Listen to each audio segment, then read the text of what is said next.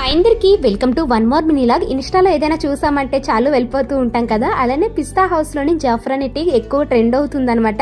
జనాలందరూ తెగ మోగిపోతున్నారు. ఎలా ఉందా ఏంటని చెప్పి టేస్ట్ చూసాము. నాకైతే యావరేజ్ అనిపించింది. ఓన్లీ చాయ్ వచ్చేసి 50 రూపీస్ అనమాట. మస్కాబంతో తింటే ఎలా ఉండేదో ఏంటో మరి. అలాగా రుషికొండ వెళ్ళి అలా టెంపుల్ కి వెళ్ళి దర్శనం చేసుకుని వచ్చేద్దాం అని చెప్పేసి అనుకున్నాము. మొత్తానికి వెళ్తూ వెళ్తూ దారిలో ఫ్రూట్స్ తీసేసుకున్నాము. ఇంకా ఫ్రూట్స్ తీసేసుకొని టెంపుల్ కి రీచ్ అయ్యాము. కొండపైకి రాగానే ఇంత పీస్ఫుల్ గా అనిపించిందో, ఆ గాలికి చల్లగా ఉందన్నమాట. జనాలు అయితే ఉన్నారు బాగానే, సాటర్డే కాబట్టి దర్శనం త్వరగా అవుతుందా లేదా అనుకున్నాము. బట్ లైన్ అయితే ఫాస్ట్ గానే వెళ్ళిపోయింది. చాలా ప్రశాంతంగా దర్శనం చేసేసుకొని అలాగా బయట కూర్చున్నాం అనమాట. ప్రసాదం తీసేసుకున్నాము. ఇక్కడ తిరుపతి లడ్డు కూడా అమ్ముతున్నారు, 50 రూపీస్.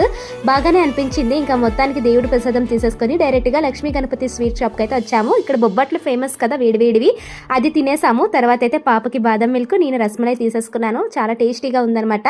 మీరు ఎవరైనా ఇక్కడ బొబ్బట్లు టేస్ట్ చేయకపోతే పక్కాగా తినండి, వర్త్ అనమాట. చాలా రీజనబుల్ గా కూడా ఉంటాయి. నెక్స్ట్ ఇంకా అలా వెళ్ళి బీచ్ లో కూర్చున్నాం అనమాట. అక్కడికి వెళ్ళాక మురి మిక్చర్ తినకపోతే ఎలా చెప్పండి, చాలా టేస్టీగా ఉంటుంది కదా. ఫుల్ గా ఎంజాయ్ చేసి ఇంటికైతే వచ్చేసాం.